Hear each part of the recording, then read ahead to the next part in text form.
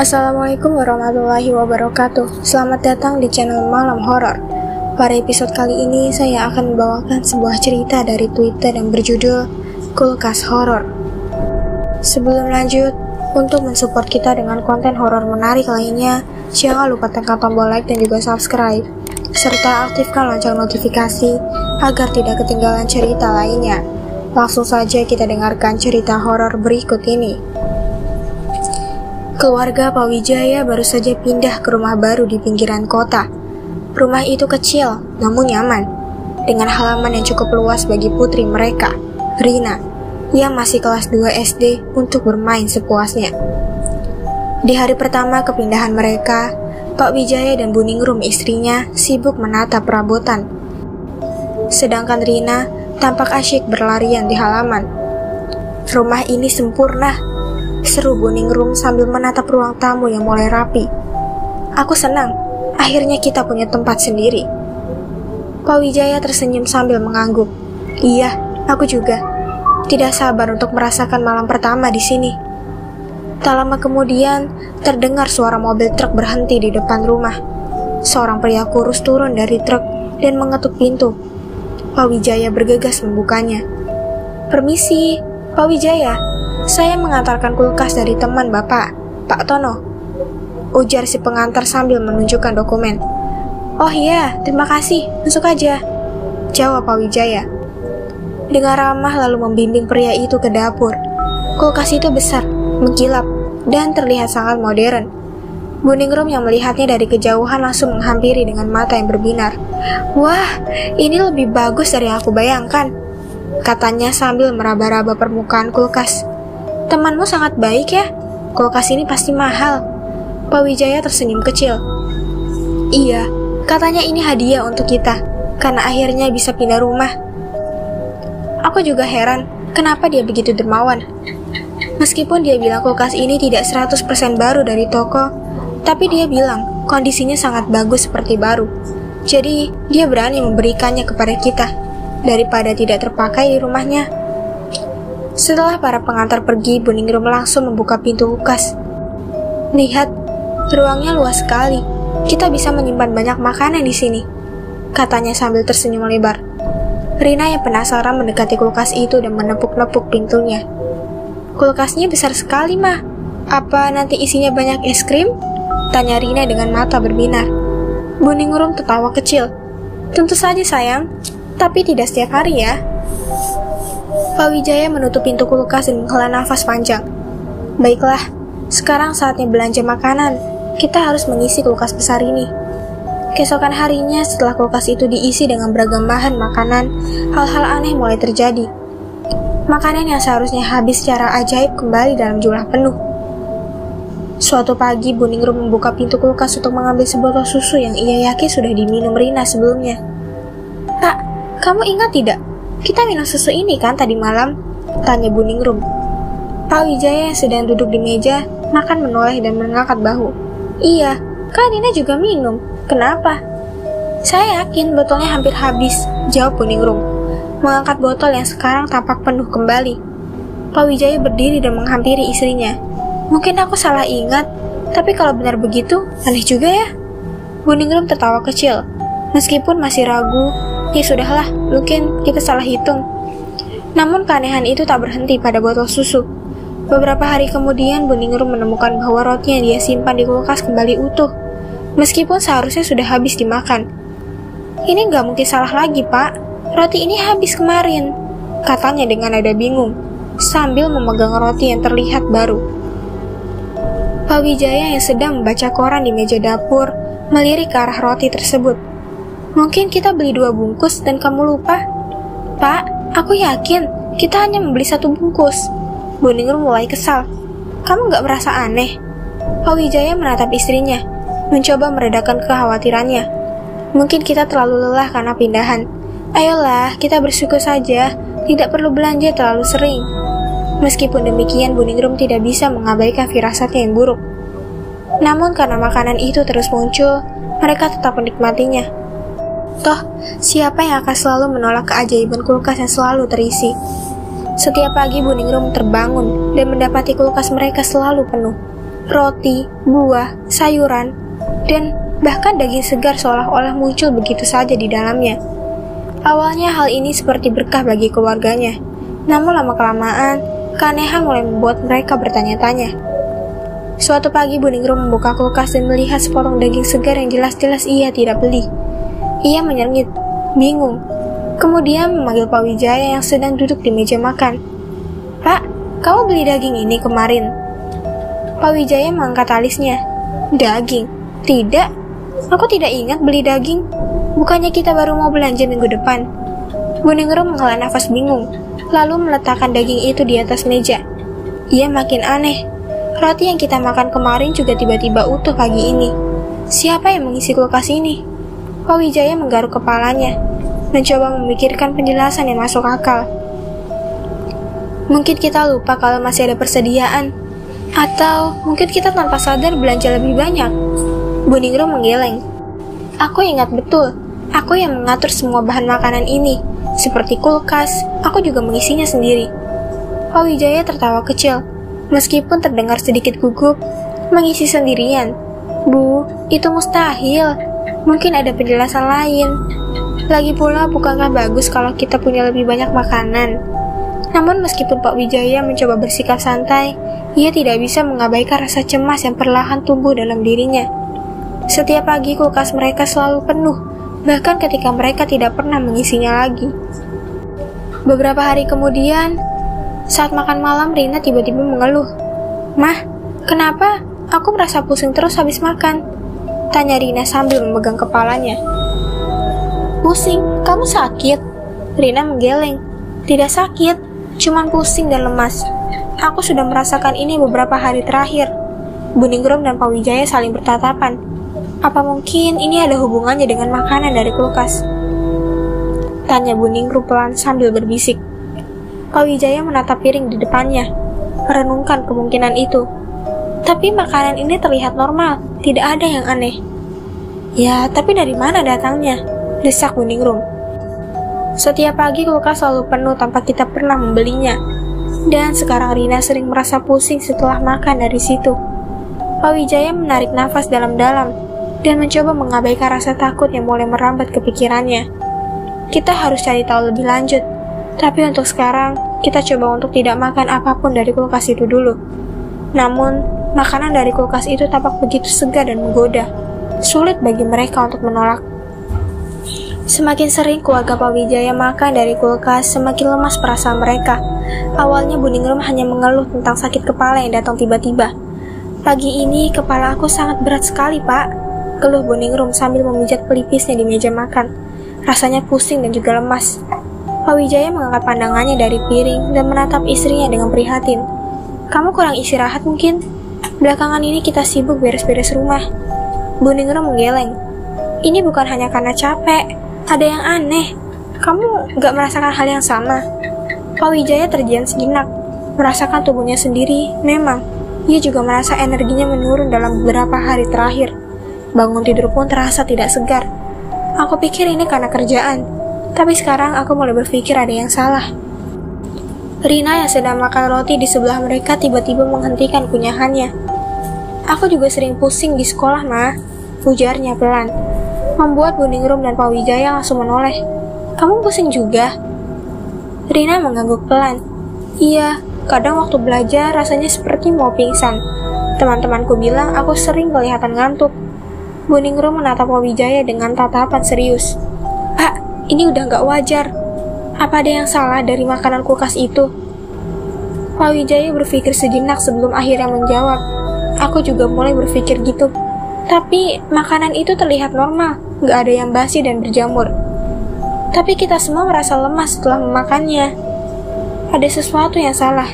Kita harus berhenti makan dari kulkas itu." Meski demikian, rasa penasaran tetap membebani pikiran Pak Wijaya.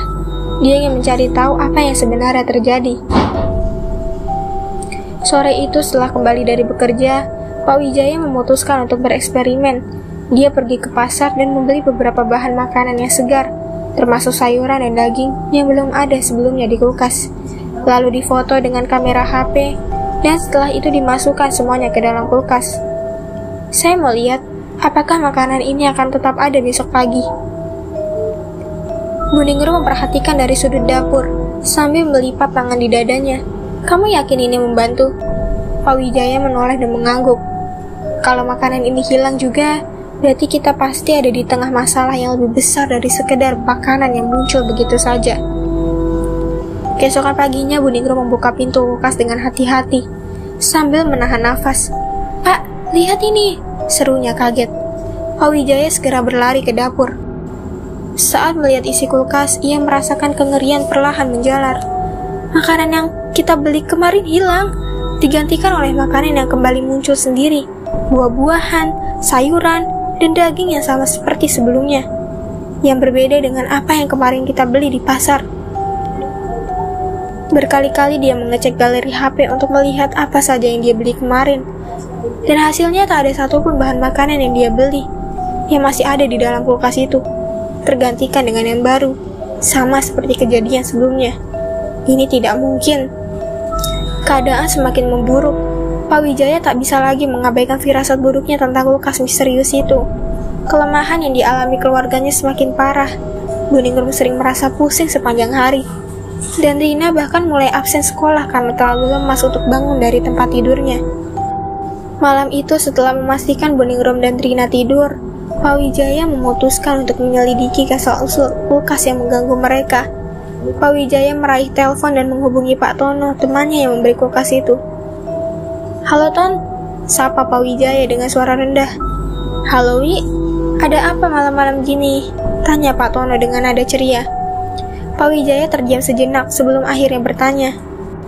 Aku mau tanya soal kulkas yang kamu kasih itu. Kamu tahu dari mana sebenarnya kulkas itu? Tono terdengar kebingungan. Kulkas? Oh, itu aku beli dari rumah seorang pria tua. Dia meninggal tiba-tiba beberapa bulan yang lalu. Dan sebuah perabotan isi rumah itu dijual oleh anak-anaknya, termasuk kulkas besar itu. Kenapa? Ada masalah? Rasa dingin merayupi punggung Pak Wijaya. Meninggal tiba-tiba. Siapa orang itu? Tono mendesah. Aku juga tak tahu. Yang jelas orang bilang dia tinggal sendirian bertahun-tahun. Anak-anaknya semua tinggal di luar pulau. Orang tua yang misterius tidak pernah keluar rumah. Baru ketahuan meninggal setelah beberapa hari. Itu pun karena bau dari rumahnya yang tercium oleh tetangganya. Pak Wijaya merasakan darahnya berdesir. Kamu yakin kulkas itu tidak ada masalah sebelumnya? Pak Tono tertawa ringan. Tidak ada sih, Wi. Aku cuma mikir buat kasih ke kamu daripada nggak kepakai. Aku sudah terlanjur beli kepada salah satu anaknya. Tidak enak kalau dibatalkan. Masih bagus kan? Pak Wijaya tak bisa lagi menahan rasa takut yang mulai merambat di hatinya. Aku rasa ada yang nggak beres dengan kulkas itu, Ton. Makanya, makanan di dalam selalu muncul sendiri. Dan kami semua mulai merasa lemas setelah memakannya. Suara di ujung telepon hening sejenak. Hah? Makanan muncul sendiri? Kamu serius, Ri? Pak Wijaya mengangguk meski Tono tak bisa melihatnya. Aku nggak bercanda. Semakin sering kita makan dari kulkas itu, semakin parah keadaannya. Rina sekarang nggak bisa sekolah karena lemas. Astaga, Wi.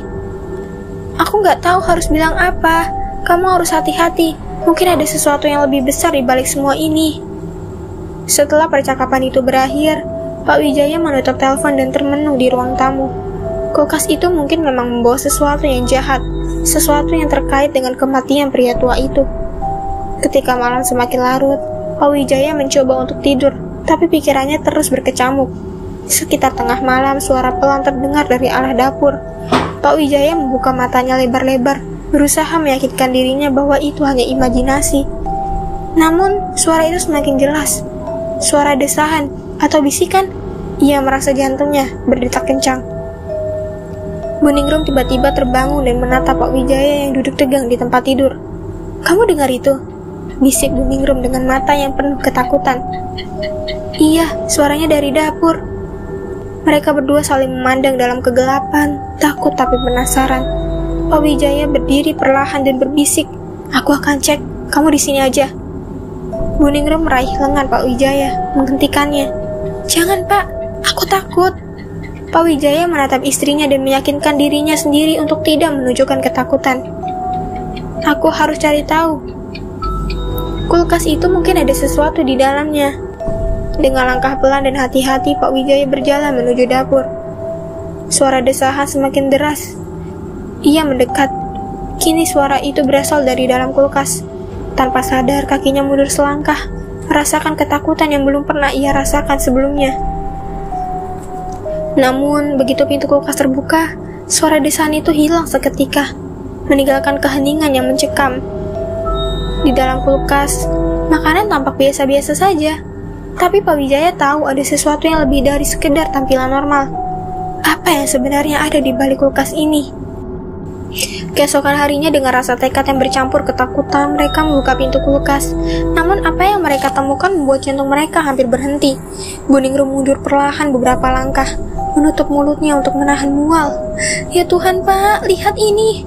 Makanan yang sebelumnya terlihat normal, kini berubah menjadi busuk, mengeluarkan bau menyengat yang memualkan. Cairan hitam pekat mengalir dari rak-rak kulkas, menetes ke lantai dengan suara menjijikan. Buah-buahan yang dulu segar kini merengut, penuh jamur. Potongan daging yang selalu muncul sendiri kini membusuk parah, seakan sudah berusia bertahun-tahun. Pak Wijaya menatap pemandangan ini dengan ngeri. Ini tidak mungkin. Bagaimana bisa semua makanan bisa berubah secepat ini? Tiba-tiba Buningrum pingsan di samping Pak Wijaya. Tubuhnya terkulai lemas ke lantai, dan Pak Wijaya segera berlutut mencoba menggoyangkan tubuhnya. "Bu, bangun Bu!" Seruan paniknya memenuhi dapur, tapi Buningrum tak merespon. Saat Pak Wijaya berusaha menolong istrinya, dia merasakan getaran aneh dari kulkas. Getarannya semakin kuat hingga pintu kulkas bergerak. Pak Wijaya mendongak dengan mata penuh teror. Dari dalam kulkas sesosok bayangan besar mulai muncul. Bentuknya samar tapi jelas mengerikan. Sosok itu seperti kabut hitam pekat yang menyodot udara di sekitarnya. Dan lebih menyeramkannya lagi, bayangan itu bergerak mendekati tubuh Buningrum yang tak sadarkan diri. "Jangan sentuh dia!" Pak Wijaya berteriak, meski ia tahu sia-sia. Bayangan itu tampak seolah-olah sedang menyerap energi dari tubuh Buningrum, membuat Pak Wijaya merasakan ketakutan yang tak pernah ia alami sebelumnya. "Tidak, aku tidak akan membiarkan ini terjadi." Ia menarik pintu kulkas dengan sekuat tenaga, berusaha menutupnya meskipun perlawanan dari bayangan itu semakin kuat. Kulkas itu bergetar hebat, seperti melawan usaha Pak Wijaya. "Ayo, tutup, tutup!" Pak Wijaya mengerang, menggertakkan giginya.